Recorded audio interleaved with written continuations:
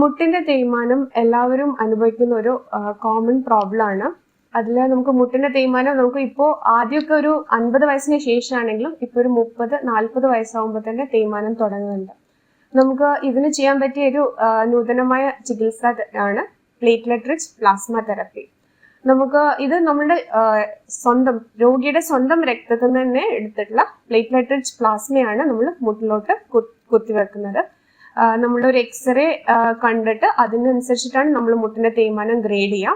Grade 1 and grade 2 മുട്ട് തേയ്മാനം ആണെങ്കിൽ ഈ PRP ഒരു ട്രീറ്റ്മെന്റ് തന്നെയാണ്. ഗ്രേഡ് 3 ഗ്രേഡ് 4 ആണെങ്കിൽ നമ്മൾ രോഗിക്കുള്ള പ്രോബ്ലംസിനനുസരിച്ചിട്ടാണ് PRP നൽകുന്നത്.